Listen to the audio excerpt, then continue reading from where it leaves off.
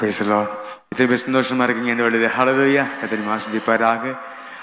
நம்மிடத்திலே வந்திருக்கிற அருமையான பாஸ்டர் அவர்கள் நம்மிடத்திலே கடந்த 4 நாட்களாக பாடம் எடுத்துக் கொண்டிருக்கிறார்கள். இந்த வேளையிலும் கூட அருமை பாஸ்டர் அவர்கள், பாஸ்டர் அவர்கள் நம்மிடத்திலே கர்த்தருடைய வார்த்தை கொடுப்பார்கள். கறந்துட்டு வருவார்களாம் அந்த வேளையில இயேசுவின் நாமத்திலே. ஹல்லேலூயா, ஹல்லேலூயா. God bless you. கர்த்தர் நடத்துவாராக, கர்த்தர் ஆசீர்வதிப்பாராக. God bless you. ஹல்லேலூயா. தேவன் நம்மோடு இருக்கிறவர். ஆமென். என்னோடு இருக்கிற தேவன் உங்களோடு இருக்கிறாரு. உங்களோடு இருக்கிற தேவன் என்னோடு இருக்கிறாரு. காரணம் அவர் யெகோவா ஷம்மா, எங்களோடு இருப்பவர். ஆமென். இந்த காலவேளையில, இந்த பகல் நேரத்தில் நான் விருப்பப்படுகிறேன் உங்களோட அனுபவங்கள் குறித்து பேசுறதுக்கு. ஆமென். அனுபவங்கள் சொல்லும் பொழுது வாழ்க்கை முழுவதும் எங்களுக்கு அனுபவங்கள் உண்டு. என்னுடைய தமிழ் கொஞ்சம் வித்தியாசமாக இருக்கலாம், உங்களுடைய தமிழ் அல்ல என்னுடைய தமிழ். அதனால பரிசுத்த ஆவியானவர் தான் அதுக்கு விளக்கம் கொடுக்கணும் உங்களுக்கு. அது என்னுடைய சொந்த தமிழ், அதனால என்னுடைய ஸ்லாங் கொஞ்சம் வித்தியாசமாக இருக்கும். அனுபவங்கள், வாழ்க்கையில் பல அனுபவங்கள் உண்டு. இப்போ ஒரு சிறிய ஒரு புல்ல இருந்து முதிய ஒரு நபர் வரைக்கும் நாங்கள் எடுத்து பார்த்தா, உதாரணமாக அவர்களுடைய வாழ்க்கையில அவங்க முகம் கொடுக்கிற விஷயங்கள் வேற வேற அனுபவங்கள். இப்ப இந்த இடத்துல ஒரு வயசான ஒரு ஐயா இருந்து, ஒரு அம்மா இருந்து, அவங்க கிட்ட சில விஷயங்கள் கேட்கும் பொழுது அவங்களுக்கு இருக்கிற அனுபவங்கள் வேற. அவங்க அதே சின்ன காலத்திற்கு மறுபடியும் போனால் அவங்களோட காலத்தில் இருந்த அனுபவங்கள் வேற. ஆனா இன்னைக்கு இப்போ உள்ள சமுதாயத்தில் இருக்கிற சிறிய பிள்ளைகள் அவங்க இருக்கிற அனுபவங்கள் வேற. இப்போ உள்ள சமுதாயத்தில் சிறிய பிள்ளைகள் செய்யற வேலைகள் அந்த மூத்தவர்களுக்கு செய்யறதுக்கு வாய்ப்பு வரவே இல்லை. ஆகவே இந்த உலக சரித்திரத்தில் அனுபவங்கள் குறித்து பார்க்கும் பொழுது ஒவ்வொரு நபருடைய அனுபவங்கள் வித்தியாசமாக இருக்கும். சரியா? ஆகவே அந்த அனுபவங்கள் ஒரே மாதிரி இருக்க முடியாது. ஓகே. அப்ப அனுபவம் இல்லாத எந்த ஒரு மனிதனும் உலகத்தில் இல்லை. எல்லா நபர்களுக்கும் அனுபவங்கள் உண்டு. அந்த அனுபவங்கள் அந்த நபருக்கு மட்டும் தான் தெரியும். ஒரு நபருக்கு இருக்கின்ற அனுபவங்கள் இன்னொரு நபருக்கு வராம இருக்கலாம். அதுதான் சுபாவம் அனுபவங்களுடைய. ஆகவே நம் அனைவரும் எடுத்து பார்க்கும் பொழுது பல விஷயங்கள் அனுபவங்களாக எங்களுடைய வாழ்க்கையில அமைந்தது உண்டு. சில அனுபவங்கள் நல்ல அனுபவங்கள், சில அனுபவங்கள் மிகவும் கொடூரமான அனுபவங்கள், சில அனுபவங்கள் மிகவும் தீமையான அனுபவங்கள். அப்ப அனுபவங்கள் உள்ளுக்கும் பலவிதமான அனுபவங்கள் உண்டு. ஆகவே ஒவ்வொரு மனிதர்களும் அனுபவங்களுக்கு முகம் கொடுக்கிறார். ஆனா இப்ப அனுபவங்கள் குறித்து நாங்க பார்க்கும் பொழுது உலகத்தில அனுபவங்கள் இல்லாம ஒன்றும் செய்ய முடியாது. இப்ப கிரேட் 1க்கு பாடசாலைக்கு போகணும் என்றால் இன்டர்வியூல கேட்பாங்க, கிண்டர் கார்டன் போயிருக்கீங்களான்னு கேட்பாங்க. இல்லாட்டி எடுக்க மாட்டாங்க. யூனிவர்சிட்டிக்கு போறதுக்கு சும்மா இல்லாது, எந்த காலேஜ்ல எந்த ஸ்கூல்ல படிச்சது என்ன கடைசி ரிசல்ட்னு கேட்பாங்க. ஏதாவது தொழிலுக்கு போனா உங்களுக்கு இருக்கிற அனுபவம் என்னது, என்ன படிச்சிருக்கீங்கன்னு கேட்பாங்க. எங்க? உலகத்தில். ஆகவே அனுபவம் இல்லாம உலகத்தில் ஒன்றும் செய்ய முடியாது. ஒரு தொழிலுக்கு போனா, வேற விஷயங்களுக்கு போனா அனுபவங்கள் தேவை. ஒரு பிரசங்கியா வரத்துக்கு அனுபவங்கள் தேவை. ஒரு பாஸ்டரா வரத்துக்கு அனுபவம் தேவை. ஊழியம் செய்யறதுக்கு அனுபவங்கள் தேவை. அப்ப இந்த அனுபவங்கள் பல விதத்தில் உலகத்தில் இருக்கு. விளையாட்டுக்கு போனா அனுபவங்கள் இல்லாம விளையாட முடியாது. ஏன் ஒரு பழைய ஆட்கள் இன்னும் விளையாடிக்கிட்டு இருக்காங்க? 15 வருஷம், 17 வருஷம், 20 வருஷம் அவங்க டீம்ல இருந்து வெளியே போகணும், ஆனா அனுப்ப மாட்டாரு. ஏன்? அவங்க நாட்டுக்காக அவங்க விளையாடுறாங்க. ஆனா ஏன் அவங்க அனுப்புறது இல்ல? இப்ப புதிய ஆட்கள் தான் டீமுக்கு வந்திருக்காங்க, ஆனா அந்த பழைய ஆட்களுக்கு அனுபவம் இருக்கு. அந்த பழைய ஆட்களோட போனா நமக்கு வெற்றி நிச்சயம். இந்த மாதிரி அரசியல் எடுத்தாலும் அப்படித்தான். ஒரு கேள்வி, அரசியல்ல ஏன் வயசான ஆக்கள் மட்டும் வருது, ஏன் யங் ஆக்களுக்கு கொடுக்க இயலாது? பிரச்சனை என்னன்னா, யங் ஆக்கள் வந்தா அந்த அரசியல்ல அவங்க பார்க்கிற விதம் வேறு, மிகவும் ஆபத்து. அதனால வயசு போன ஆக்களுக்கு வந்து மிகவும் அனுபவங்கள் கூட, அதனால அவர்கள் ஆட்சியில கட்டாயம் இருப்பார்கள். இந்த மாதிரி பார்க்கும் பொழுது ஒவ்வொரு விஷயங்களுக்கு அனுபவங்கள் தேவை. அப்ப அனுபவங்கள் இல்லாட்டி இந்த உலகமே அமையாது. ஆனா சபை எடுத்துட்டு பார்க்கும் பொழுது, தேவனுடைய ராஜ்யம் எடுத்துட்டு பார்க்கும் பொழுது, இந்த அனுபவத்துக்கு என்ன தொடர்பு இருக்கிறது, என்ன சம்பந்தம்? சபைக்கு இல்லாட்டி தேவனுடைய ராஜ்யத்துக்கு இந்த அனுபவத்தோட போக முடியுமா? சபையிலும் தேவனுடைய வசனத்திலும் வந்து அனுபவங்கள் குறித்து என்ன சொல்றாங்க?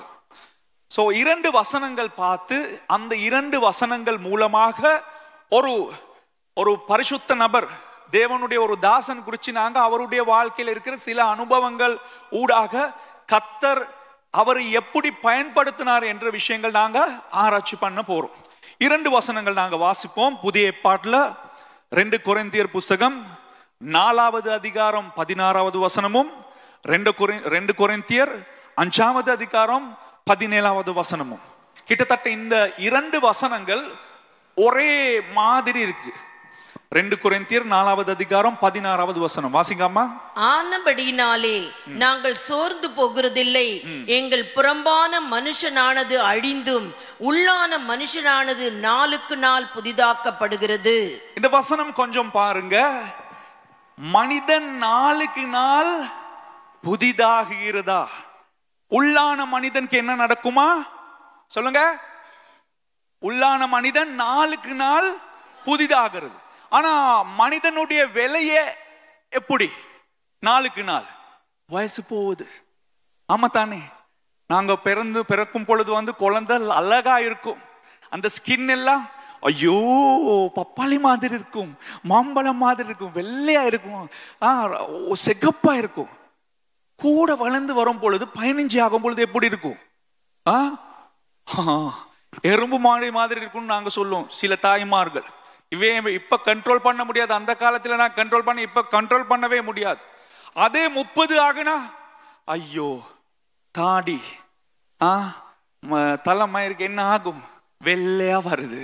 அதே 45 ஆகுனா இப்ப இது சதையெல்லாம் ரிங்கிள்ஸ் எல்லாம் வருது, அப்படி தோல் எல்லாம் ஒரு மாதிரி வரும். ஆமா தானே? இது மனிதர்களுக்கு நடக்கிற ஒரு விஷயம். ஆமா தானே? ஆனா மனிதர்களுடைய விருப்பம் எப்படி? நாங்க இருந்த மாதிரி இருக்கணும். அடிக்கடி நான் சொல்ற விஷயம், அந்த விஷயங்கள் பேசுறது கண்ணாடியோட, யாரோடையும் பேச முடியாது தன்னுடைய அழகு குறிச்சு. நானும் இப்ப கண்ணாடிக்கு முன்னுக்கு போய்தான் வந்தேன். முடி செய்யும் பொழுது அடே ஒரு முடி நரைச்சு போயிருக்குன்னு சொன்னாங்க கண்ணாடி. யாரும் சொல்லல, என்ன மனைவியும் சொல்ல மாட்டான். அப்ப கண்ணாடிக்கு போகும் பொழுது கண்ணாடி பேசும், இருக்கிற குறைகள் எல்லாம் பேசும். அப்ப மனிதன் நாளுக்கு நாள் வயசு போகுது. ஆனா மனிதன் உள்ளுக்கு இருக்கிற இன்னொரு மனிதன் நாளுக்கு நாள் புதிதாகிறது. வெளியரங்கமா இருக்கிற மனிதன் வீணா போகுது. ஆனா உள்ளுக்கு இருக்கிற மனிதன் நாளுக்கு நாள் புதிதாகிறது. அப்ப எக்ஸ்பீரியன்ஸ், அனுபவத்தோட இந்த வசனம் ஒப்பிட்டு பார்க்கும் பொழுது என்னமோ இருக்குது. எக்ஸ்பீரியன்ஸ் கிட்டத்தட்ட ஒரே மாதிரி, ஆனா அனுபவங்களும் ஒரே மாதிரி இருக்காது. வித்தியாசமான விதத்தில தான் அனுபவமும் முன்னுக்கு போகுது வாழ்க்கையில, நடைமுறையில. ஓகே, அப்ப இந்த மனிதனுக்கு என்ன நடக்கணுமா? தேவவசனத்துல பவுலடியார் சொல்றாரு கொரிந்தி சபைக்கு, மனிதன் நாளுக்கு நாள் புதிதாகணும். கொரிந்தி சபை, நாளுக்கு நாள் நீங்க புதிதாகணும், ஒரே மாதிரி இருக்க முடியாது பவுலடியார் சொல்றாரு. அடுத்த வசனம் வாசிப்போம். 2 கொரிந்தியர் 5வது அதிகாரம் 17வது வசனம். இப்படி இருக்க ஒருவன் கிறிஸ்துவுக்குள் இருந்தால் புது சிருஷ்டியாய் இருக்கிறான், பழையவைகள் ஒழிந்து போயின, எல்லாம் புதிதாயின. இதே பவுலடியார் அதே கொரிந்தி சபைக்கு சொல்றாரு 2வது நிருபத்தில, ஒரு நபர் கிறிஸ்துவுக்குள் இருந்தால் நாளுக்கு நாள் புதிதாகிறது. உலகத்தில எக்ஸ்பீரியன்ஸ் கேக்குது, உலகத்தில கேட்கிற எக்ஸ்பீரியன்ஸ் கிட்டத்தட்ட ஒரே மாதிரி தான் பார்ப்பாங்க. ஆனா அப்டேட் ஆகும் பொழுது உலகம் எதிர்பார்க்கிறாங்க பழைய விதத்தில் இருக்க முடியாது, புது எக்ஸ்பீரியன்ஸ் வேண்டும். இது சபையில பார்க்கும் பொழுது எவ்வாறாக இருக்கிறது? இந்த வசனம், இந்த 2 வசனத்தில கிட்டத்தட்ட ஒரே மாதிரி. முதலாவது வசனத்தில உள்ளான மனிதன் நாளுக்கு நாள் புதியதாகிறது. 2வது வசனத்தில ஒரு நபர் கிறிஸ்துவுக்குள் இருந்தால், எங்க இருந்தால்? கிறிஸ்துவுக்குள் இருந்தால் நாளுக்கு நாள் புதிதாகிறது. ஆகையால் நமக்கும் அவ்வளவுதான். அப்படி என்றால் ஒரே எக்ஸ்பீரியன்ஸ் இருக்க முடியாது. ஆமா தானே? எக்ஸ்பீரியன்ஸ் இருக்கு, பல எக்ஸ்பீரியன்ஸ் எங்களுக்கு உண்டு. ஆனா இந்த 2 வசனங்கள் பிரகாரமாக பார்க்கும் பொழுது ஒரே எக்ஸ்பீரியன்ஸ்லயும் நமக்கு இருக்க முடியாது. நாங்களும் என்னது அப்டேட் ஆகணும். அப்டேட் என்ற அந்த ஆங்கில வார்த்தை உங்க எல்லாருக்கும் தெரியும் தானே? எல்லாரும் இப்ப தொலைபேசி மொபைல் போன் யூஸ் பண்றீங்க. அந்த மொபைல் போன் உள்ளுக்கு ஒவ்வொரு ஆப் இருக்கும். திடீர்னு வாட்ஸ்அப் வேலை செய்யாம போகும், திடீர்னு யூடியூப் வேலை செய்யாம போகும். அப்ப என்ன செய்யணும்? இன்னொரு ஆப் இருக்கு, அங்க போயிட்டு தட்டணும் அப்டேட்னு. அப்ப வேலை செய்யும். ஏன்? அந்த ஆப் வேலை செய்யற அளவுக்கு சில விஷயங்கள் தேவை, சில எக்ஸ்பீரியன்ஸ் தேவை. பழைய எக்ஸ்பீரியன்ஸ்லே இருக்க முடியாது. ஓகே, அப்ப எப்படி இந்த எக்ஸ்பீரியன்ஸ் பழைய எக்ஸ்பீரியன்ஸோட இருக்க முடியாட்டி என்ன செய்யணும்? என்ன எங்களுடைய வாழ்க்கையில நடக்கணும்? ஒரு பக்தர் இருந்தார். அந்த பக்தருக்கு கடவுள் சொல்லி கொடுத்தார். அந்த பக்தர் குறித்து நாங்க பார்ப்போமா? அந்த பக்தர் வேற யாரும் இல்லை, உங்களுக்கும் எங்களுக்கும் தெரிஞ்ச யோசுவா. யாரு? யோசுவா என்ற நபர். சரியா? யோசுவா எங்க இருக்காரு? பழைய பாட்டுல அவருக்கு ஒரு புஸ்தகமே இருக்கு யோசுவாக்கு. யோசுவா குறிச்சி பல கல்விமான்கள், பல பிரசங்கியார்கள் பலவிதமான செய்திகள் அவர் குறிச்சி கொடுக்கிறார். அவர் குறிச்சி பலவிதமான படிப்பினைகள் உண்டு. அப்ப அவருடைய பின்னணியில இருந்து நாங்க வருவோம். பின்னணியில இருந்து வரும் பொழுது எங்களுக்கு பார்க்க முடியும் இந்த அனுபவங்கள் குறிச்சி ஆண்டவர் அவருக்கு என்ன சொல்லி கொடுத்தாரு. இப்ப பவுலடியார் சொல்றாரு கொரிந்தி சபைக்கு, மனிதன் ஒரே மாதிரி இருக்க முடியாது. உள்ளான மனிதன் நாளுக்கு நாள் புதிதாகணுமா? ஒரு நபர் கிறிஸ்துவுக்குள் இருந்தால் புது சிருஷ்டி. பழைய விஷயங்கள் முடியாது. ஓகே, அப்ப பார்ப்போம் இந்த நபர் யாரு? யோசுவா. தமிழ்ல நாங்க சொல்லுவோம் யோசுவா, ஆங்கிலத்தில் ஜோஷுவா. ஓகே, அப்ப மூல மொழியில எபிரேய மொழியில என்னது சொல்லுங்க? யோசுவா இல்ல யேசுவா. என்னது? அவருடைய மூல மொழியில பேர் வந்து யேசுவா. ஆனா ஆங்கில மொழியில ஜோஷுவா, தமிழ் மொழியில யோசுவா. சரியா? யோசுவா சொன்னாலும் ஜோஷுவா சொன்னாலும் யேசுவா சொன்னாலும் ஒரே நபர், உச்சரிப்பு தான் வித்தியாசம். நாங்க அது சொல்லும் பொழுது ஆண்டவருக்கு தெரியும். அப்ப உலகத்தில ஆண்டவருடைய ராஜ்யத்தில் இருக்கிற அத்தனை நபர்களுடைய அந்த ப்ரொனவுன்சியேஷன் வேறு. ஆனா ஒரே நபர் குறித்து தான் நாங்க பார்க்கிறோம். நாங்க வாசிப்போம் யாத்ராகமம் 24வது அதிகாரம் 13வது வசனம். யாத்ராகமம் 24வது அதிகாரம் 13வது வசனம். அப்பொழுது மோசே தன் ஊழியக்காரனாகிய யோசுவாவோடே எழுந்து போனான். மோசே தேவ பர்வதத்தில் ஏறி போகையில், வாசிங்க அம்மா, அடுத்த வசனம் வாசிங்க. அவன் மூப்பரை நோக்கி, நாங்கள் உங்களிடத்தில் திரும்பி வருமட்டும் நீங்கள் இங்கே எங்களுக்காக காத்திருங்கள். ஆரோனும் ஊரும் உங்களிடத்தில் இருக்கிறார்கள். ஒருவனுக்கு யாதொரு காரியம் உண்டானால் அவன் அவர்களிடத்தில் போகலாம் என்றான். மோசே மலையின் மேல் ஏறின போது ஒரு மேகம் மலையை மூடிற்று. கர்த்தருடைய மகிமை சீனாய் மலையின் மேல் தங்கி இருந்தது. மேகம் 6 நாள் அதை மூடி இருந்தது. 7ஆம் நாளில் அவர் மேகத்தின் நடுவிலிருந்து மோசேயை கூப்பிட்டார். மலையின் கொடுமுடியிலே கர்த்தருடைய மகிமையின் காட்சி இஸ்ரவேல் புத்திரருடைய கண்களுக்கு பட்சிக்கிற அக்கினியை போல் இருந்தது. மோசே மேகத்தின் நடுவிலே பிரவேசித்து மலையின் மேல் ஏறி இரவும் பகலும் 40 நாள் மலையில் இருந்தான். போதுமா? யோசுவாவும் மோசேசும். யார் இந்த யோசுவா? யோசுவாக்கு சொல்றது வந்து நூனின் குமாரனாகிய யோசுவா. எங்க இருந்தாரு அவர்? அவர் இருந்தது எகிப்தில. எகிப்தில எவ்வாறாக இருந்தாரு? அடிமைகளாக இருந்தார்.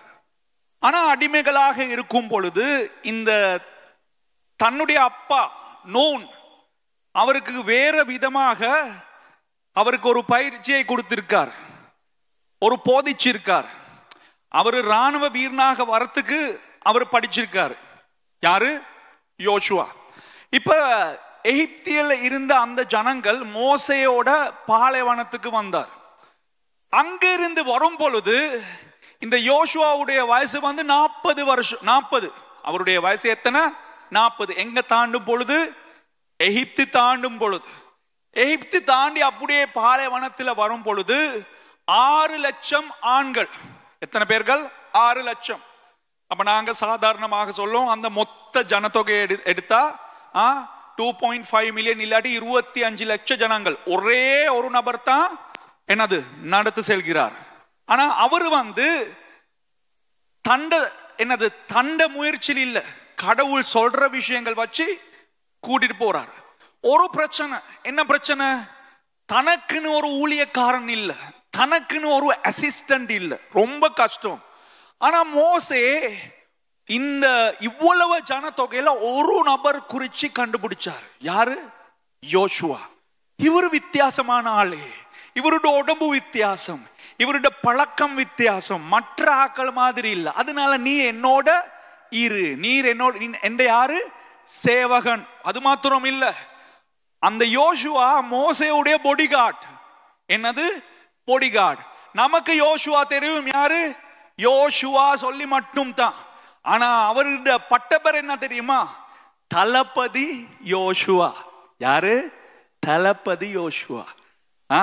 தமிழ்நாட்டுக்கும் ஒரு தளபதி இருக்கு, நமக்கும் ஒரு தளபதி இருக்கு. எங்க? வேதாகமத்தில. அவர் ஒரு மிலிட்டரி ஜெனரல். யாரு? யோசுவா. ஏன் மிலிட்டரி ஜெனரல்? இப்ப இந்த இஸ்ரவேல் ஜனங்கள் 40 நாள்ல பொருத்தனப்பட்ட அந்த தேசத்துக்கு போக முடியும், கானான் தேசத்துக்கு போக முடியும். ஆனா தேவன் 40 வருடங்கள் எடுத்தார். இந்த 40 வருட பிரயாணத்தில் அவங்க அந்த பாலைவனத்தில் போகும் பொழுது அந்த 2 பக்கத்தில் நாடுகள் இருந்தது. அந்த நாடுகளுக்கு ராஜாக்கள் இருந்தது. அந்த கலாச்சாரம் எப்படி தெரியுமா? அப்படி என்றால் அந்த மிடில் ஈஸ்ட் கலாச்சாரம். அப்ப ஒரு இனம் இன்னொரு இனத்தை கொள்ளையடிச்சு தான் அவங்க பலவான்களாக வருது. ஒரு இனம் இன்னொரு இனத்தை கொள்ளையடிச்சு தான் அவங்க ப்ராஸ்பெரிட்டி ஆகிறது, பலவான்கிறது. அதுதான் அந்த என்னது மத்த கிழக்கு நாடுகள்ல கலாச்சாரம். அப்ப இந்த நாடுகளுக்கு பிரச்சனை. யார் இவர்கள்? இவர்கள் ஒரு இடத்தில் நிற்க மாட்டார்கள். இவர்கள் நாடோடிகள் மாதிரி இந்த இடத்தில் இருப்பாரு, இந்த இடத்தில் இருப்பாரு, அப்படியே நாடோடிகள் மாதிரி பிரயாணம் செஞ்சுக்கிட்டே இருக்கார். இப்ப நாங்கள் ஒரே இடத்துல இருந்து எங்களுக்கே சுபிச்சம் இல்லை, எங்களுக்கே கஷ்டம். ஆனா இவர்கள் மட்டும் எப்படி இவ்வாறாக போறது? அவங்களுக்கு ஒரு கேள்வி. அவங்களுக்கு சாப்பாடு வருது எங்கிருந்து? பரலோகத்திலிருந்து, மன்னா. சரியா? இவங்களுக்கு கேள்வி. சரியா? அவங்களுக்கு நைட்டுக்கு லைட் இருக்கு. என்னது? மேகஸ்தம்பம். அந்த மேகஸ்தம்பம்னால என்னது? பாலைவனத்துல குளிர் தானே. நைட்டுக்கு குளிர் இல்ல, சூடாக இருந்தது. பகல் நேரம் வந்து அதே மேகஸ்தம்பம், நைட்டுக்கு அது அக்னி ஸ்தம்பமாக அமைஞ்சிருச்சு. பகல் மேகஸ்தம்பம். அந்த மேகஸ்தம்பம்ல என்னது? ஏசி வருது. ஏன்? பகல் நேரம் சூடு அதிகம். அத்தோட அந்த மேகஸ்தம்பம் தான் வழி காட்டுறது. யாருக்கு? மோசேக்கு. மேகஸ்தம்பம் ஒரு இடத்துல நின்றா அந்த ஜனங்கள் அந்த இடத்தில் இருக்கணும். சில நேரம் 3 மாசம், 6 மாசம், 9 மாசம், 1.5 வருஷம் அப்படி இருக்கணும். அந்த கிளவுட் மூவ் ஆகும் பொழுது அந்த கிளவுடோடயே போகணும். லேசான வாழ்க்கையா? இல்ல, லேசான வாழ்க்கை இல்ல. இப்ப நீங்க இருக்கிற வீட்டுல இருந்து எங்கேயாவது ஒரு 3 நாளுக்கு பிரயாணம் போகும் பொழுது நீங்க உங்களுடைய சொந்த கட்டில் கொண்டு போறீங்களா? நான் தூங்கணும், இந்த கட்டில தூங்காட்டி எனக்கு தூக்கம் வராது சொல்லு கட்டிலே தூக்கிட்டு போறீங்களா? இல்லையே. விளங்குதா? நான் எங்கேயாவது போனா எந்த கப்ல தான் நான் குடிக்கணும், வேற கப்ல எனக்கு குடிக்கவே முடியாது சொல்லி கப் எடுத்துட்டு போறீங்களா? நான் எங்கேயாவது போனா எந்த வீட்டில் இருக்கிற பீரோ அப்படியே தூக்கிட்டு போனேன், இந்த பீரோ இல்லாம எங்கேயும் வாழ முடியாது, அப்படி தூக்கிட்டு போறீங்களா? முடியாது. ஆமா தானே? அப்ப எங்கேயாவது பயணம் போனா ஒரு வீக்கு நாங்க வாழ்கின்ற வாழ்க்கை எப்படி நாங்க சொல்லுவோம், ரஃப் அவுட். விளங்குதா? என்ன இருக்கோ அதெல்லாம் சாப்பிட்டு, என்ன தண்ணி இருக்கோ அதெல்லாம் குடிச்சிட்டு, விளங்குதா, இருக்கிற இதுல பல்லு விளக்கிட்டு, விளங்குதா, கிடைக்கிற இடத்துல வந்து தூங்கிட்டு நாங்க பிரயாணம் போறோம். ஆனா இந்த ஜனங்களுடைய வாழ்க்கை எப்படி தெரியுமா? 40 வருடமும் ரஃப் அவுட் லைஃப். அவங்களுக்கு ஒரு இடத்துல கூடாரம் அடிச்சுக்கிட்டு நிக்கவே முடியாது. அவங்க நினைக்கிறாள் இதே இடத்துல தான் நாங்க நிக்க போறோம், ஏன்னா கிளவுட் மூவ் ஆகவே இல்லை, அதே இடத்தில் இருக்கு. இவர்கள் நினைக்கிறாங்க இதே இடத்துல தான் நாங்க நிக்க போறோம், போக போறது இல்ல என்று அதே இடத்தில் இருக்கும் பொழுது திடீர்னு போகுது. அப்ப போகணும். அப்ப ஃபேமிலி கொஞ்சம் பெருசா வந்துருச்சு, ஆடு குட்டி போட்டுருச்சு நிறைய. ஐயோ, அதெல்லாம் கலட்டிட்டு கூடாரம் கலட்டிட்டு அப்படியே போகணும். கஷ்டமான வாழ்க்கை. ஆனா இந்த 2 பக்கம் இருந்த ராஜ்யங்கள் உள்ள ராஜாக்கள் பார்த்துக்கிட்டு இருந்தாங்க, இவர்கள் மட்டும் எப்படி இவ்வாறாக இருக்கிறது, நமக்கு முடியாதே. அதனால அவங்க நினைச்சாங்க நாங்க போய் அவர்கள் கொள்ளையடிப்போம் சொல்லி வாராங்க பெரிய ராணுவத்தோட. அப்ப மோசே ஐயா சொல்றாரு, யோசுவா அந்த வராங்க, நீ பாத்துக்கோ. அவரு போவாரு ஒரு 10-15 பேரோட, வரது பெரிய ராணுவம், அடியோ அடின்னு அடிப்பாரு, திரும்ப வர மாட்டார். அப்ப அவர் யாரு? ஜெனரல். அவர் போவாரு, எவ்வளவு ராணுவம் வந்தா அவங்களுக்கு அடிப்பாரு. அப்ப இவர் யாரோட இருந்தாரு? மோசையோடே இருந்தார். இப்ப இவ்வளவு ஜனத்தொகை இருக்கும் பொழுது இந்த ஜனங்களுக்கு தேவன் நினைச்சாரு, இவர்களுக்கு படிப்பு இல்லை, இவர்களுக்கு எடியூகேஷன் இல்லை, ஒன்னும் தெரியாது. இந்த ஜனங்கள் எப்படிப்பட்ட ஜனங்கள் தெரியுமா? இப்ப நமக்கு எல்லாம் ஒவ்வொரு நபர்களுடைய வீடுகள் வந்து என்னது, பாத்ரூம் உள்ளது தானே? ஆமாவா இல்லையா? பாத்ரூம் இருக்கு. ஆனா ஒரு காலத்துல இதே இந்தியால பாத்ரூம் இல்லாம இருந்தது தானே? இப்ப இருக்க அந்த மாதிரி எங்கேயாவது இருக்கலாம். சில ஊர்கள் அப்படி இருக்கலாம், சில ஜனங்கள் அப்படி இருக்கலாம். நீங்க நினைச்சு பாருங்க, இவ்வளவு ஜனத்தொகை இவ்வாறாக நடந்து போகும் பொழுது எங்கய்யா அவங்களுக்கு பாத்ரூம் இருந்தது? அதெல்லாம் யோசிச்சுட்டு பார்க்கணும். இவர்கள் பாத்ரூம் போனா அவ்வளவுதான். நீங்க நினைச்சு பாருங்க, ஒவ்வொரு நாளும் காலையில 25 lakhs ஜனங்கள். எப்படி இருக்கும் அந்த பாலைவனை? விளங்குதா? ஆண்டவர் அதனால பிரச்சனை வந்துருச்சு. ஏன்னா ஜனங்கள் மறுபடியும் பகல் அந்திக்கு அங்கங்க போகும் பொழுது அதையெல்லாம் கால இதாகி விளங்குது. அது மோசைக்கு கம்ப்ளைண்டா போச்சு, ஐயோ ஐயா அசிங்கம் போக முடியாது என்று.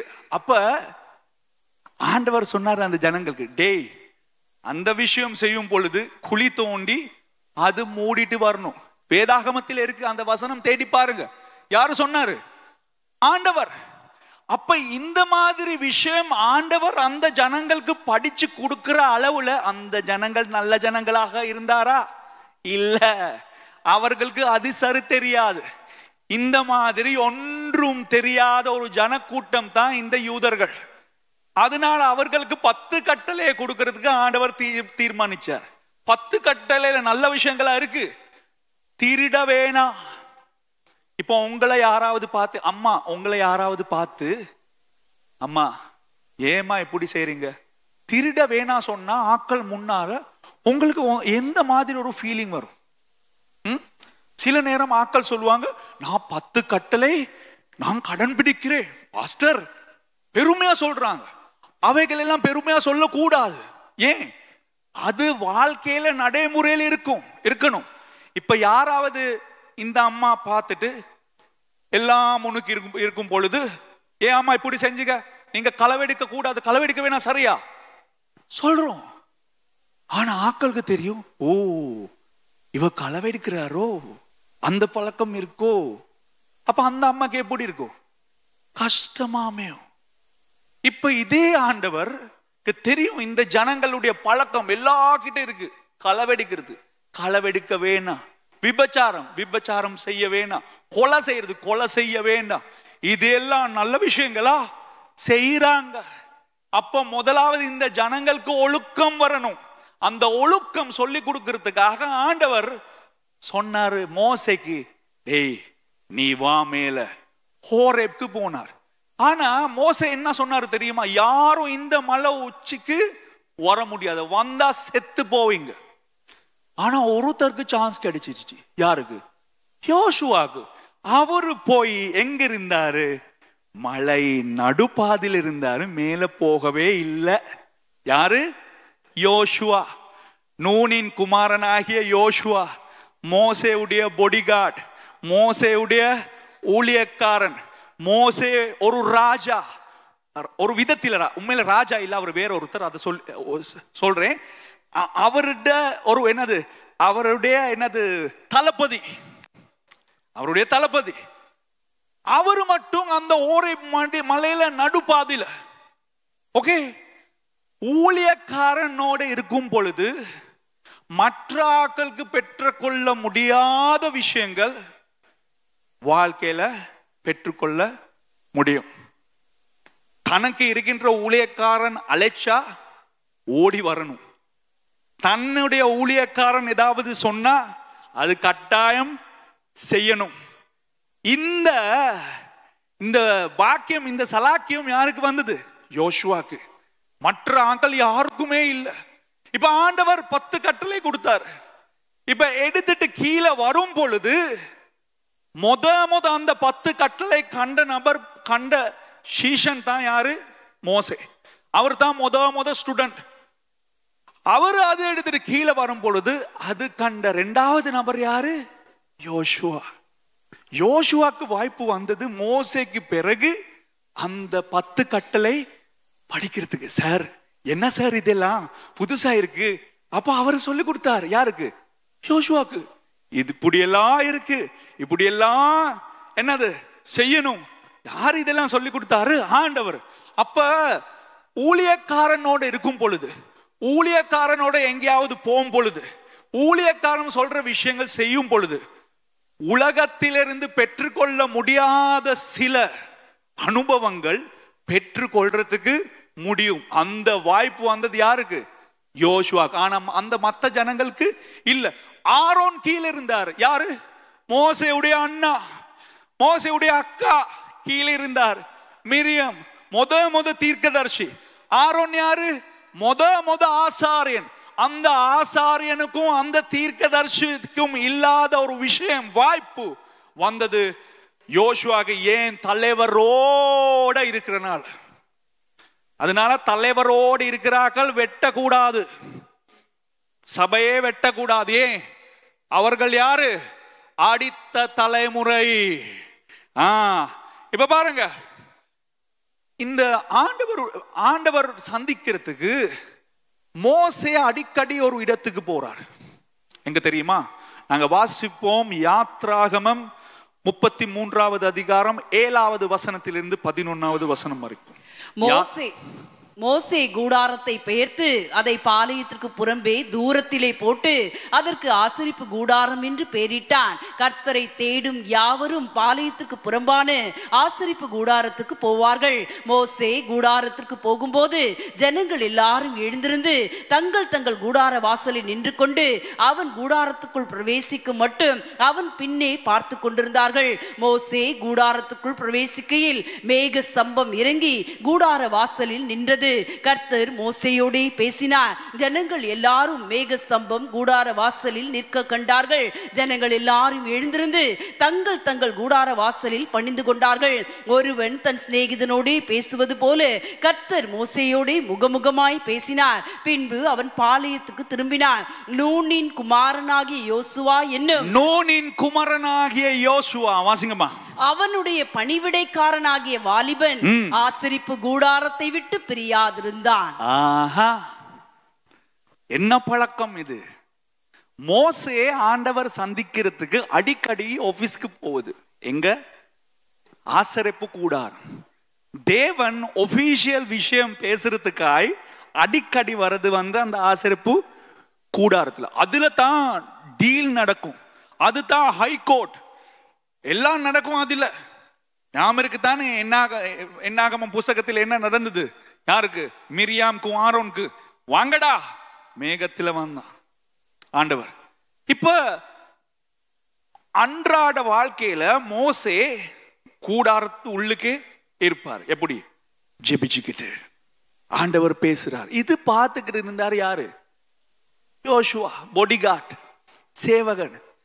அவரு அதை விட்டுட்டு அவரு போயிடுவாரு. அவரு போன உடனே இவரு உள்ளுக்கே இருப்பாரு.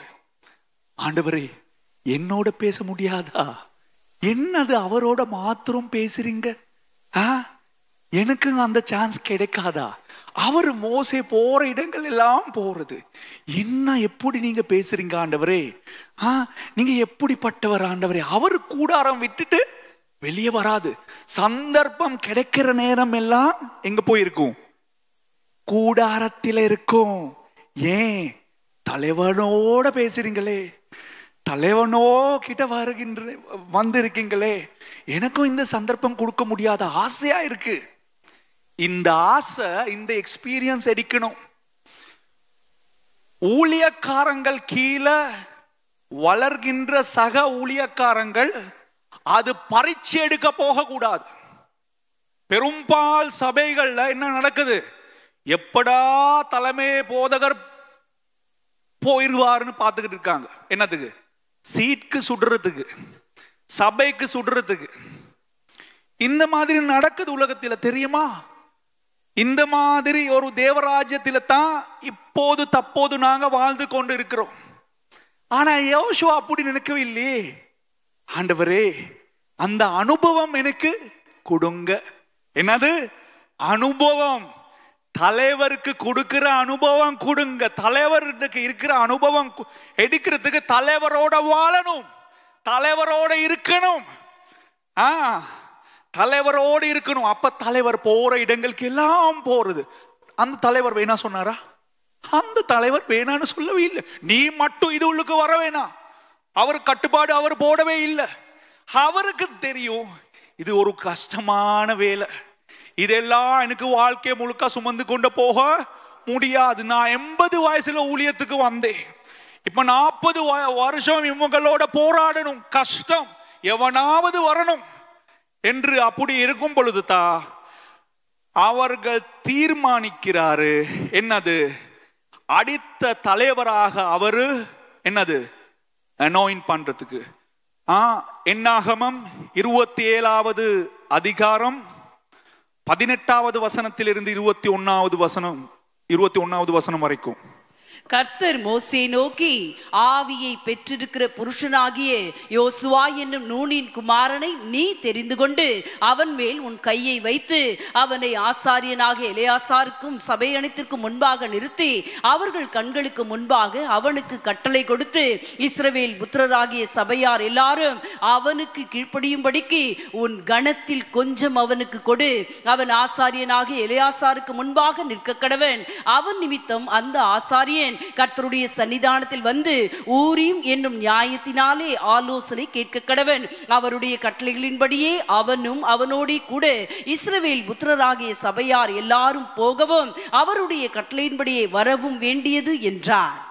நீங்க உபாகமம் புஸ்தகம் 31வது அதிகாரத்தில் வாசிச்சால் அங்கேயும் ஒரு வசனம் கிடைக்கும். எப்படி? யோசுவா அடித்த தலைவராக என்னது பிரதிஷ்டம் பண்றது. இஸ்ரவேல் சபையில, இஸ்ரவேல் ஜனங்கள் மத்தியில இவ்வளவு காலமாய் யார் இருந்தாரு? யோசுவா. யாரோடு இருந்தாரு? மோசேயோடு இருந்தாரு. மோசேவுடைய 40 வருஷம் ஒரு ஊழியக்காரனோட ஒரு சபையில எவ்வளவு காலம் இருக்கணும்? 40 வருஷம் இல்ல, அதுக்கும் மேல 40 வருஷம் தலைவரோட பின்னுக்கு போனார். பாக்குறாங்க எத்தனை காலம் இவரு பின்னுக்கே போகணும், எவ்வளவு காலம் இவரு சொல்ற விஷயங்களே செஞ்சுக்கிட்டே இருக்கணும். நமக்குன்னு ஒரு ஃப்ரீடம் வராதா? தனி தீர்மானம் எடுக்கிறதுக்கு, தனியா செய்யறதுக்கு வராதான்னு ஒரு தோன்றும்.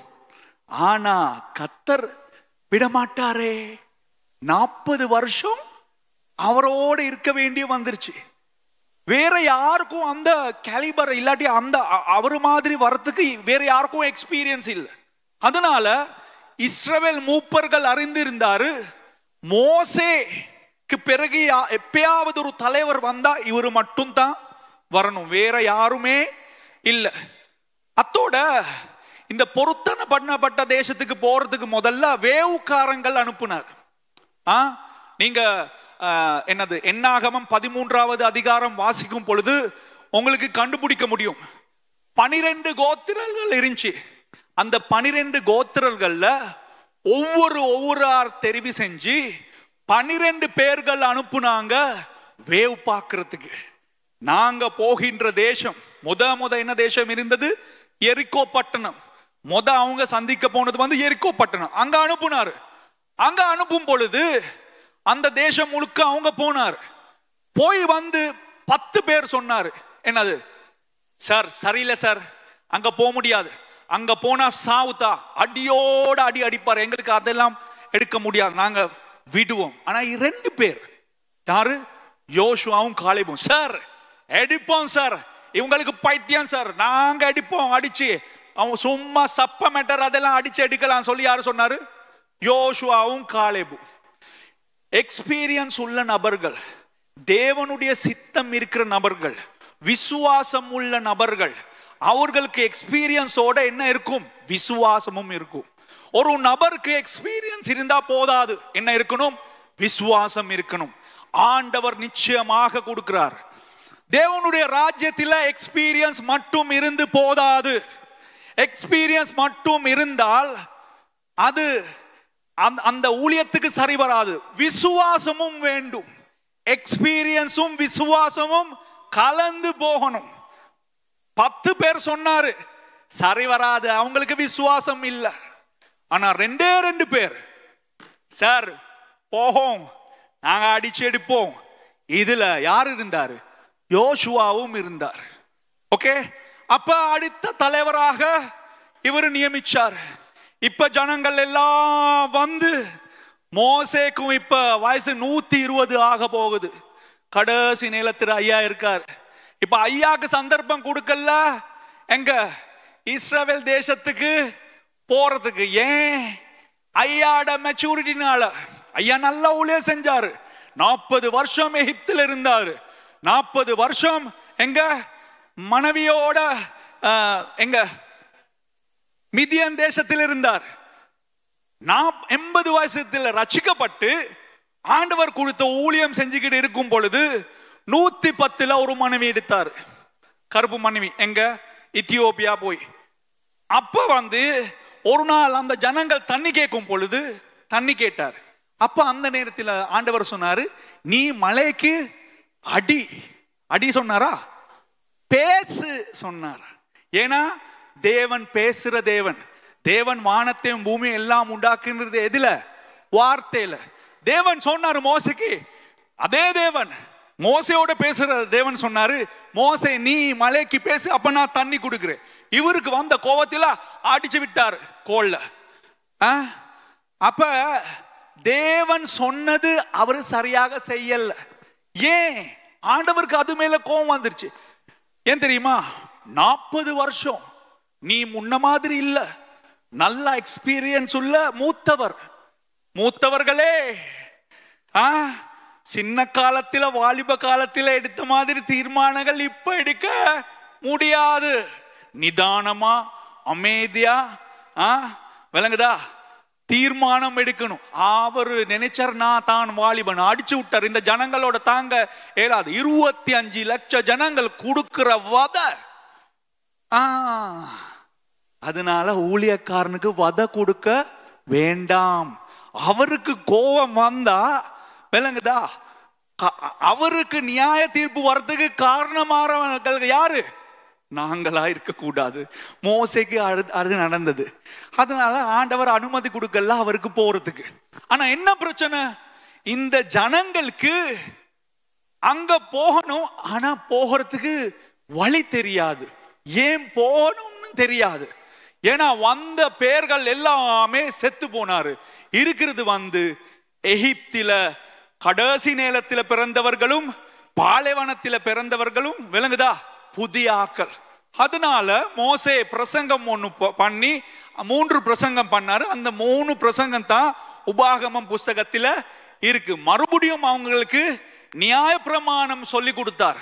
நீர் எங்க இருந்து வந்தீங்க, இப்ப தப்போது எங்க இருக்கீங்க, எங்க போறீங்க, யார் அந்த கடவுள், எல்லாமே மோசே 3 பிரசங்கங்கள் மூலமாக சொல்லி கொடுத்தார். அப்ப அந்த இடத்தில் இருந்தது 3 பேர் தான் பழையாக்கள். காலேப், யோசுவா, மோசே. மோசேட ஊழியக்காரன் யோசுவா, யோசுவாட ஊழியக்காரன் காலேப். இவர்கள் தான் இருந்தவர்கள் பழையாக்களுக்கு. இப்ப போகணும், ஆனா ஐயா போயிருச்சு. எந்த ஐயா? மோசே ஐயா போயிருச்சு. விசா வந்துருச்சு, டிக்கெட்டும் வந்துருச்சு. ஆண்டவர் வர சொன்னார். விசா வந்தா கட்டாயம் போகணும். சரியா?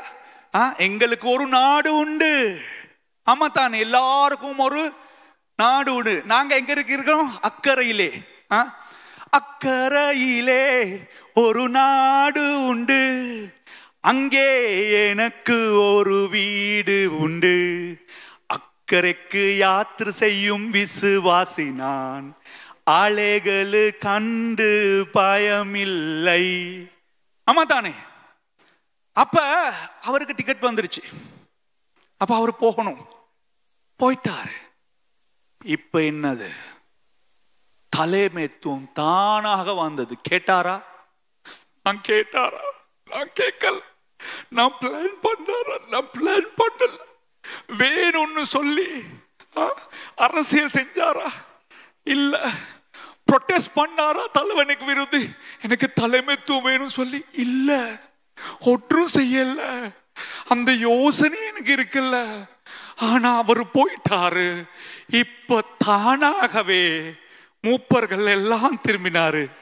யோசுவா ஐயா, யோசுவா ஐயான்னு திரும்பிட்டாரு.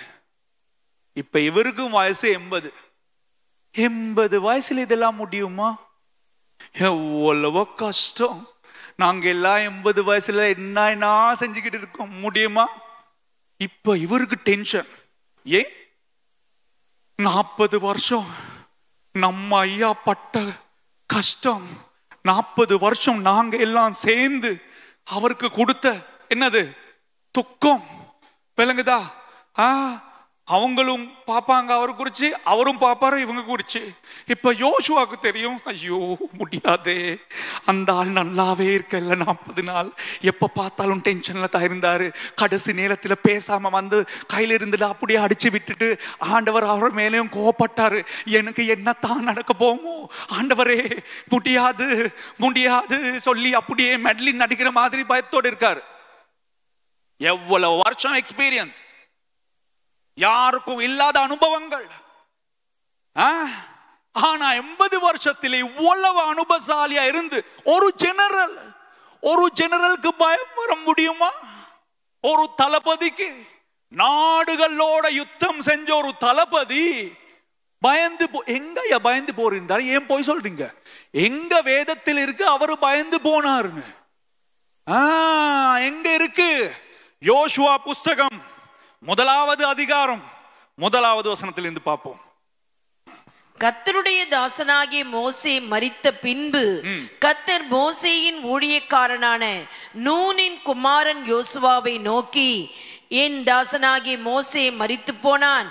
இப்பொழுது நீயும் இந்த ஜனங்கள் எல்லாரும் எழுந்து இந்த யோர்தானை கடந்து இஸ்ரவேல் புத்திரருக்கு நான் கொடுக்கும் தேசத்துக்கு போங்கள். நான் மோசேக்கு சொன்னபடி உங்கள் காலடி மிதிக்கும் 4வது வசனம் வரைக்கும் எவ்விடத்தையும் உங்களுக்கு கொடுத்தேன். வனாந்தரமும் இந்த லீபனோனும் தொடங்கி ஐபிராத் நதியான பெரிய நதி மட்டுமுள்ள ஏத்தேரின் தேசம் அனைத்தும் சூரியன் அஸ்தமிக்கிற திசையான பெரிய சமுத்திரம் வரைக்கும் உங்கள் எல்லையாயிருக்கும். ஏன் யோசுவா புஸ்தகம் தொடங்கும் பொழுது உபாகமம் புஸ்தகத்தோட என்ன வருது? யோசுவா புஸ்தகம். ஏன் இந்த யோசுவா புஸ்தகம் தொடங்கும் பொழுது ஆண்டவர் பேசுறார்? ஆண்டவர் பேசணும், ஆண்டவர் எனக்கு பதில் கொடுக்கணும். ஆனா ஆண்டவர் பதில் கொடுக்கிறது இல்ல, ஆண்டவர் பேசுறது இல்ல. ஏன் ஆண்டவர் பேசுறது இல்ல தான் இல்ல என்ன தெரியுமா? ஏன் ஆண்டவர் பதில் கொடுக்கிற இல்ல ஏன் என்று தெரியுமா? ஏன்? எனக்கு எக்ஸ்பீரியன்ஸ் இருக்கு, எனக்கு தெரியும். நாம் பழைய கிறிஸ்தவன், நாம் பழைய ஊழியக்காரன், எனக்கு தெரியாத விஷயங்களா என்ற பெரும் தன்மை. ஆனா இதே 40 வருஷம் இருந்த யோசுவா, ஐயா ஐயோ எப்படி எப்படி என்று அவருக்கு உள்ள எக்ஸ்பீரியன்ஸ் காணாம போயிருச்சு. எல்லாம் மறந்துட்டார், தான் யார் என்று தெரியாது. அப்படி கடவுள் நாடும் பொழுது கடவுள் பேசுறாரு. ஆகவே யோசுவா புஸ்தகம் தொடங்கும் பொழுது யாரு பேசுறாரு? கடவுள். ஏன் கடவுள் நம்மோட பேசுறது இல்ல? நாங்க பேசினா தானே. கடவுளோட பேசுறதுக்கே டைம் இல்ல, கடவுளுக்கு கூப்பிடுறதே இல்ல. எனக்கு தெரியும், எனக்கு எல்லாம் தெரியும், காலையில இருந்து அந்திக்கு வரைக்கும். அப்ப தெரியும் தெரியும் தெரியும் தெரியும், எக்ஸ்பீரியன்ஸ்லே வாழ்றாங்க. ஆனா இந்த யோசுவா, ஐயோ முடியாது, ஐயோ ராஜா முடியாது. எவ்வளவு எக்ஸ்பீரியன்ஸ் இருந்துச்சு. தேவன் பேச வேண்டும் என்றால் என்ன நடக்கணும்? தேவன் நாடணும். அப்ப தேவன் பேசுவாரு. எவ்வளவு ஒரு பெரிய விஷயமா இருந்தாலும், எப்படிப்பட்ட ஒரு நபராக இருந்தாலும், எவ்வளவு எக்ஸ்பீரியன்ஸ் இருந்தாலும் தேவன் நாடணும். அந்த மனிதன் தனக்கு இருந்த எக்ஸ்பீரியன்ஸ் குறிச்சு சொல்லல. அவர் இறந்து விட்டாரு, அவர் காணாம போனாரு. நான் தான் அடுத்த ராஜா இந்த இனத்துக்கு சொன்னாயா? சொன்னாயா? ஆனா இன்னைக்கு உலகத்தில், இன்னைக்கு தேவனுடைய ராஜ்யத்தில் தலைவர் எப்ப போறாருன்னு பார்த்துக்கிட்டு இருப்பாங்க. சும்மா சபைகள் இன்னைக்கு திறக்கிறது எப்படி தெரியுமா? சும்மா நடு திருவிழால பெட்டி கடைகள் திறக்கிற மாதிரி, சின்ன சின்ன கடைகள் திறக்கிற மாதிரி. ஊழியம் ஓகே, ஆனா ஊழியம் தேவனுடைய அனுமதி இல்லாம செய்ய முடியாது. எவ்வளவு எக்ஸ்பீரியன்ஸ் இருந்தாலும் எக்ஸ்பீரியன்ஸ்ல செய்ய முடியாது. எக்ஸ்பீரியன்ஸ் உள்ள நபர் போக முடியாது. ஆகவே எவ்வளவு எக்ஸ்பீரியன்ஸ் இருந்தாலும் தேவன் பேசணும். அவருக்கு இருந்த எக்ஸ்பீரியன்ஸ் அவர் மறந்துட்டாரு. நாதா என்ன செய்ய? அப்ப ஆண்டவர் பேசுறாரு. ஆண்டவர் பேசணுமா? ஆண்டவர் கதைக்கணுமா? ஆண்டவர் திட்டம் சொல்லி கொடுக்கணுமா? அப்ப எவ்வளவு எக்ஸ்பீரியன்ஸ் உள்ள நபராக இருந்தாலும் தேவனை நாடுங்க, அப்ப தேவன் பேசுவாரு. 5வது வசனம் வாசிங்கம்மா. நீ உயிரோடு இருக்கும் நாளெல்லாம் ஒருவனும் உனக்கு முன்பாக எதிர்த்து நிற்பதில்லை. நான் மோசேயோடு இருந்தது போல உன்னோடும் இருப்பேன். நான் உன்னை விட்டு விலகுவதும் இல்லை, உன்னை கைவிடுவதும் இல்லை. யார் இந்த பொருத்தனை கொடுக்கிறாரு? ஆண்டவர். மோசேயோட இருந்த மாதிரி நான் உன்னோடு இருப்பேன். ஆண்டவர் சொன்னாரா உனக்கு எல்லாம் தேவையில்லை, உனக்கு எல்லா விஷயம் தெரியும், நீ செய்யு சொன்னாரா? இல்ல, நான் இருப்பேன். ஏன்? தேவனை நாடுனால. ஏன் தேவன் நம்மோட இன்னைக்கு இல்ல? நாங்களும் தான் சபைக்கு வரும், 10 வருஷம் சபைக்கு வரும், 15 வருஷம் சபைக்கு வரும், 20 வருஷம் சபைக்கு வரும். கேட்டா நீங்க எவ்வளவு காலம் கிறிஸ்தவனாக இருக்கு? நான் 30 வருஷம் சபையில கிறிஸ்தவன். நாங்க தான் தூணாகவே இருக்கின்றார், அசையவே மாட்டார். நீ தூணாவே இருக்கழுதுன்னு ஆண்டவர் தூணாகவே வச்சிருக்காரு. ஏன்? எக்ஸ்பீரியன்ஸ்ல இருக்காரு. யோசுவா அப்படி இல்ல. ஏய், தலைவரோட இருக்கிற மாதிரி நான் உன்னோட இருப்பேன். நான் வாக்குத்தத்தம் பண்ண தேசம் நான் உனக்கு கொடுப்பேன். நான் இருக்கேன் யோசுவா. நீ எக்ஸ்பீரியன்ஸ் நாடவே இல்ல. 6வது 7வது வசனம் வாசிங்கம்மா. பலங்கொண்டு திடமனதாயிரு, இந்த ஜனத்தின் பிதாக்களுக்கு நான் கொடுப்பேன் என்று ஆணையிட்ட தேசத்தை நீ இவர்களுக்கு பங்கிடுவாய். போதுமா? 6வது வசனத்தோடு சொல்றாரு என்னது? என் பிதாக்களுக்கு நான் பொருத்தனை பண்ணேன். எங்க? ஆதியாகமம் 28வது அதிகாரம் 15வது வசனம். இந்த தேசம் கொடுப்பேன் சொல்லி அந்த பொருத்தனை உன்னை வச்சுதான் நிறைவேற்கிற யோசுவா. உனக்கு தெரியுமா? உனக்கு பயம் இருக்கலாம், உனக்கு எக்ஸ்பீரியன்ஸ் விட்டுட்டு வந்தீங்க தானே. ஆனா நான் உன்னை விட மாட்டேன். கர்த்தருடைய கையில இருக்கணும். எக்ஸ்பீரியன்ஸ் எல்லாம் தூக்கி வீசணும். அப்ப கர்த்தர் பயன்படுத்துவார். கர்த்தர் பேசுவார். இன்னைக்கு பெரும்பால் தேவனுடைய பிள்ளைகளோட தேவன் பேசாததுக்கு காரணம் அவங்க பழக்கப்பட்ட கிறிஸ்தவர்கள், பழக்கப்பட்ட தேவனுடைய பிள்ளைகள் பழக்க தோஷத்துக்கு சபைக்கு வரோம். பழக்க தோஷத்துக்கு சபைக்கு வந்து சபைக்கு வரும் பொழுது ஹல்லேலூயா ஹல்லேலூயா ஹல்லேலூயா ஹல்லேலூயா ஹல்லேலூயா ஹல்லேலூயா ஹல்லேலூயா ஹல்லேலூயா வந்து உட்கார்ந்துட்டு அப்படியே அதே நான் காலையில் உட்கார அது சூடாக்குவார், எலும்புவார், போயிடுவார். இவ்வளவு தான் வாழ்க்கை, வித்தியாசமே இல்லை, ஒரே எக்ஸ்பீரியன்ஸ். ஆனா யோசுவா அப்படி இல்லை. ஆண்டவரே சொல்றாரு, உன்னுடைய முற்பிதாக்களுக்கு கொடுத்த பொருத்தனை உன்னைய வச்சு நான் நிறைவேற்கிறேன், அந்த தேசம் கட்டாயம் கொடுப்பேன். ஆனா ஒரு பிரச்சனை யோசுவா, இதெல்லாம் சும்மா செய்ய முடியாது. இவைகள் எல்லாம் செய்யறதுக்கு, ஊழியம் செய்யறதுக்கு முதுகு எலும்ப வேண்டும், நேரா இருக்கணும். எத்தனை வயசு போனாலும் எவ்வளவு கஷ்டம் இருந்தாலும் நீ ஊழியம்னா வரும் பொழுது, நான் என்று வரும் பொழுது வணங்குதா, சும்மா அந்த மாதிரி இருக்கணும். வாசிங்கம்மா 7வது வசனம். என் தாசனாகிய மோசே உனக்கு கற்பித்த நியாய பிரமாணத்தின்படி எல்லாம் செய்ய கவனமாயிருக்க மாத்திரம் மிகவும் பலங்கொண்டு திடமனதாயிரு. நீ போகுமிடமெல்லாம் புத்திமானாய் நடந்து கொள்ளும்படிக்கு அதை விட்டு வலது இடதுபுறம் விலகாதிருப்பாயாக. அம்மா எங்களுக்கு தெரிஞ்ச 8வது வசனமும் வாசிங்க. இந்த நியாயப்பிரமாண புஸ்தகம் உன் வாயை விட்டு பிரியாதிருப்பதாக, இதில் எழுதியிருக்கிறவைகளின்படி எல்லாம் நீ செய்ய கவனமாய் இருக்கும்படி இரவும் பகலும் அதை தியானித்துக் கொண்டிருப்பாயாக. அப்பொழுது நீ உன் வழியை வாய்க்க பண்ணுவாய், அப்பொழுது புத்திமானாயும் நடந்து கொள்ளுவாய். ஆண்டவர் சொல்றாரு ஆண்டவர் சொல்றாரு யோசுவாக்கு, யோசுவா மோசே தான் நியாயப்பிரமாணம் எழுதினார். ஆண்டவர் அந்த நேரத்தில் சொல்லல என்னுடைய நியாயப்பிரமாணம். ஆண்டவர் அந்த நேரத்தில் என்ன சொன்னார் தெரியுமா? மோசேவுடைய நியாயப்பிரமாணத்துக்கு நீல் கீழ்ப்படி இருந்து ராவ் பகல் என்ன பார்க்க சொன்னாரு? நியாயப்பிரமாணம். அந்த நியாயப்பிரமாணத்தில் இருக்கிற விஷயங்கள் வச்சு அவைகள் எல்லாம் செய்யும் பொழுது உனக்கு நேரா போகலாம். உன்னுடைய திட்டம் எப்படி இருக்கு? நேரா, வலது பக்கம் போக தேவையில்லை, இடது பக்கம் போக தேவையில்லை. எங்களுடைய வாழ்க்கையில சில பிரச்சனைகள் வரும் பொழுது எங்களுடைய பயணம் நேரா இருக்கு. பயணம் நேரா போகும் பொழுது குறுக்க பாதை பார்க்கிறது, இங்க பாயுது அங்க பாயுது இங்க பாயுது, பாய்ந்துட்டு மறுபடியும் திட்டத்துக்கு வரும் பொழுது எத்தனையோ விஷயங்கள் வந்து மிஸ் ஆகி அதே பாதையில் இருந்தா நேரடியா அங்கேயே போகலாம். இப்ப ஜாயிண்ட் ஆகும் பொழுது, ஜாயிண்ட் ஆகி எங்கிட்ட திரும்பும் பொழுது வாழ்க்கை சரி.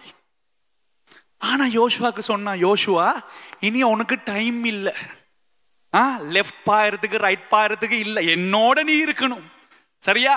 நேரா போகணும். உனக்கு எது பலன் கொடுக்கும் தெரியுமா?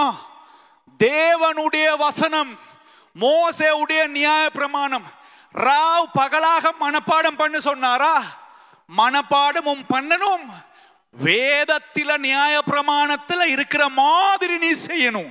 உலகத்தில் இல்ல விஷயங்கள் எல்லாம் கொண்டு வந்து இந்த வாழ்க்கைக்கு போட்டு உலகத்தில் உள்ள காரியங்கள் ஊடாக தேவனுடைய ராஜ்யம் பார்க்க இயலாது ராசா. இந்நேரத்தில் யோசுவா சொல்லணும், நாதாவே ஏன் உமக்கு நீர் வசனம் வாசிக்கணும் சொல்லிங்க, எனக்கு தெரியாத வசனமா? நான் அன்னைக்கு மோசேயோட ஒரே மலையில நாம் வசனம் படிச்சது அல்லவா? நான் தான் 2வது சீசன், என்னதுக்கு எனக்கு வசனம்? எனக்கு தெரியாத வசனமா? மோசே கிட்ட இருந்து நான் கற்றுக்கொண்டேன், நான் தான் 2வது சிஸ்டம். அப்படி சொன்னாராயா? அவருக்கு வசனம் குறிச்சு இல்லாத எக்ஸ்பீரியன்ஸா? வசனம் தெரியும், நியாய பிரமாணம் தெரியும், ஆனா அது தூக்கி வீசணும். மறுபடியும் அன்றாட வாழ்க்கையில, இந்த புது வாழ்க்கையில நீ வசனத்தில என்னது வாழணும். நான் நேற்று ஜெபம் பண்ணேன், போன வீக் உபவாசம் இருந்தேன், போன வாரம் பைபிள் ஸ்கூல்ல படித்தேன், அதுக்கு வாரம் பைபிள் ஸ்கூல் படித்தேன், நான் BTH படித்தேன், நான் MD படித்தேன், நான் PhD தூக்கு வீசு. யோசுவாக்கு இல்லாத PhD-யா?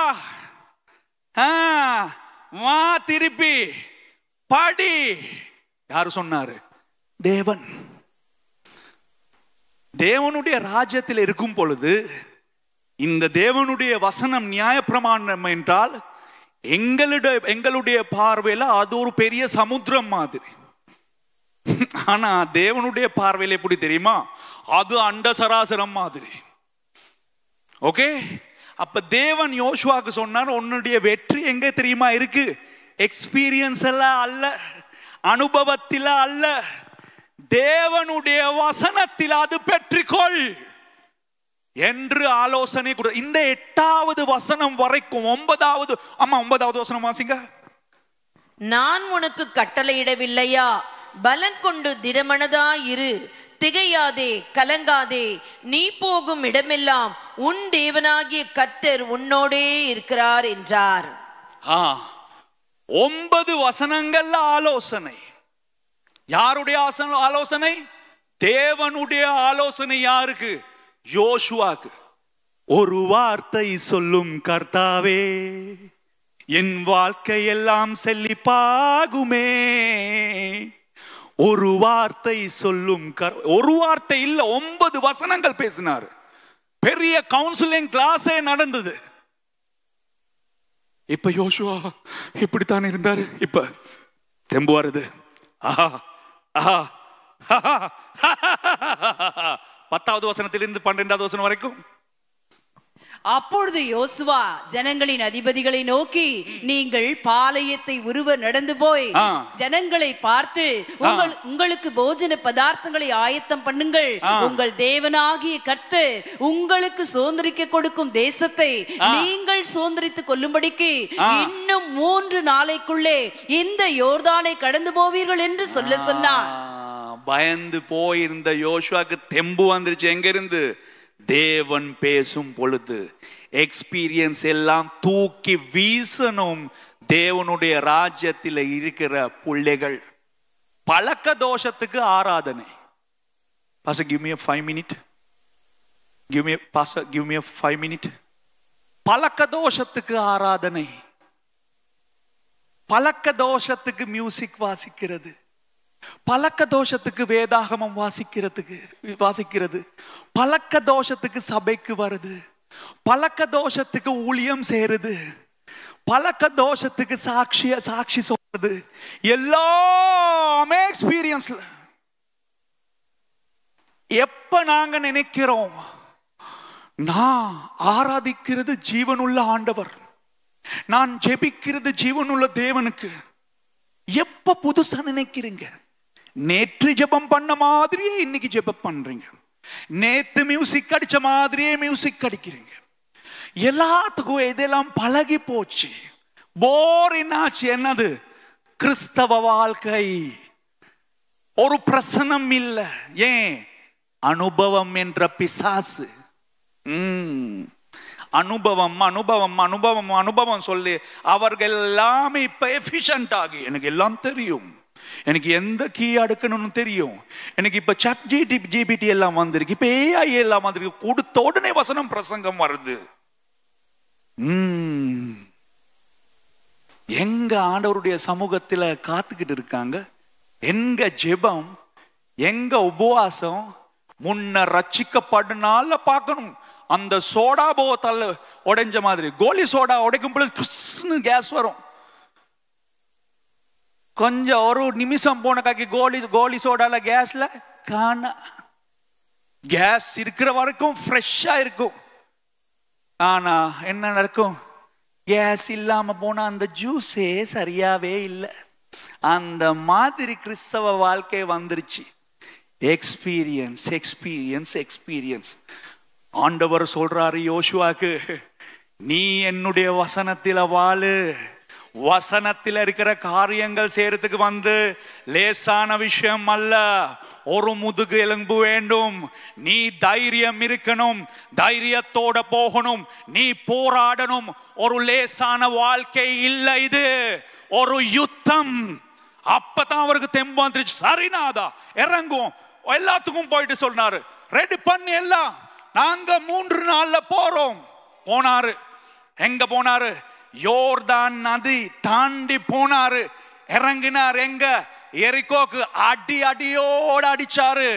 அடி அடின்னு அடுத்துட்டு 31 ராஜாக்கள் தோல்வி அடைஞ்சி முழு தேசமும் கைப்பற்று 13வது அதிகாரத்துக்கு வரும் பொழுது 12 கோத்திரங்கள் செட்டில் பண்ணி அவரு கர்த்தருடைய ஊழியத்தை நிறைவேற்றினார். ஆமென். எக்ஸ்பீரியன்ஸ்லயா இல்ல, கடவுள் நாடினாரு.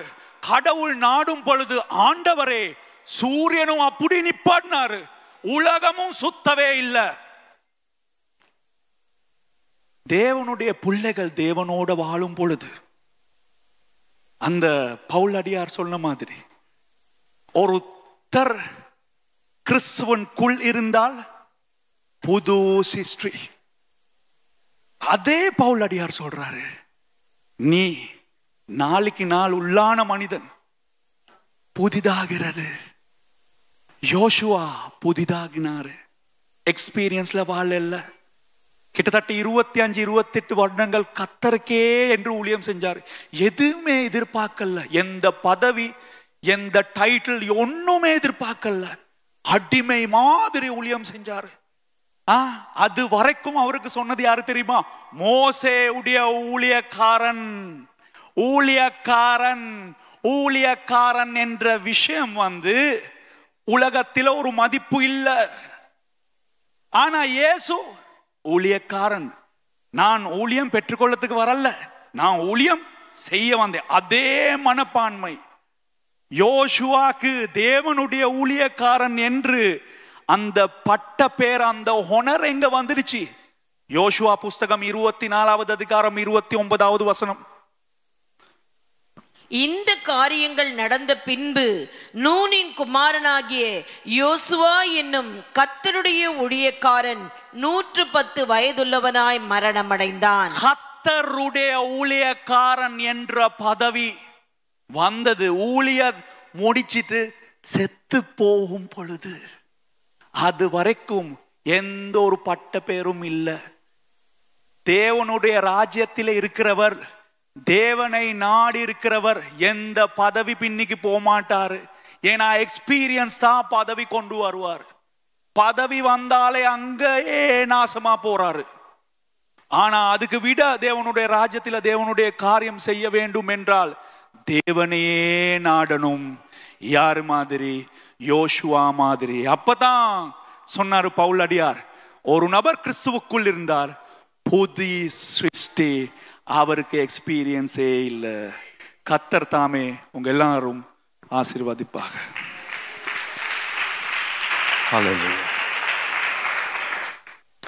நம்ம எல்லாரும் கண்ணை மூடி தேவனிடத்திலே சில கேள்விகளை கேட்க வேண்டும். ஆண்டவரே, என்னுடைய ஜப ஜீவியத்தை குறித்து எனக்கு இருக்கிற அனுபவங்கள் எல்லாம் இருக்கட்டும் ஐயா, ஆனால் நான் உம்மை நம்பி நீ சொல்லுகிற வார்த்தைகளை அப்படியே கேட்டு ஆசிரிப்பு கூடாரத்திலே தங்கியிருந்த யோசுவாவை போல் நான் என்னை அர்ப்பணிக்க தீர்மானிக்கன்னு சொல்லுற எல்லா 7 மணி நேரத்துக்கு மட்டும் கேட்டுக் கொடுக்குறேன். இந்த விடல ஆண்டவரே, என்னுடைய சொந்த அனுபவம் வேண்டாம் ஐயா, நீர் என்னை நடத்துகிற அந்த அனுபவத்தில் நான் வளர விரும்புகிறேன். ஹல்லேலூயா. ஆண்டவரே, மோசே ஆண்டவரே அவருக்கு கீழ்ப்படிந்து அவரோடு கூட நான் தங்கியிருந்து, ஹல்லேலூயா ஆண்டவரே, நான் மோசேயோடு இருந்து உம்முடைய சாயலை தரித்து கொள்ள விரும்புகிறேன் அப்பா. ஹல்லேலூயா, ஹல்லேலூயா. பிதாவே, எல்லாம் ஜெபிக்கலாம் அந்த வேளையில். ஆண்டவரே, என்னுடைய அனுபவம் வேண்டாம் ஐயா, நீரை நடத்துகிற அந்த உம்முடைய அனுபவங்களை நான் பெற்றுக்கொள்ள கிருபை செய்வீராக என்று எல்லாரும் அர்ப்பணிக்கலாம் அந்த வேளையில். ஹல்லேலூயா. நம்முடைய அனுபவம் இருக்கும் என்றால் நாம் கர்த்தருடைய ஊழியக்காரன் என்று அவர் சொல்லும் நிலைக்கு வர முடியாது. அவர் கொடுக்கிற அந்த நன்மைகள், அந்த வழிநடத்துகிற வழியில் நாம் நடக்க அர்ப்பணிக்கும் பொழுது மட்டும்தான் உண்மையாகவே கர்த்தர் அவருடைய வாயிலிருந்து என்னுடைய ஊழியக்காரன் என்று கர்த்தர் சொல்லும்படியாக நிலையிலே கர்த்தர் நடத்த முடியும். விசுவாசிக்கிறீங்க இந்த வேளையிலே? ஹல்லேலூயா, ஹல்லேலூயா, ஹல்லேலூயா.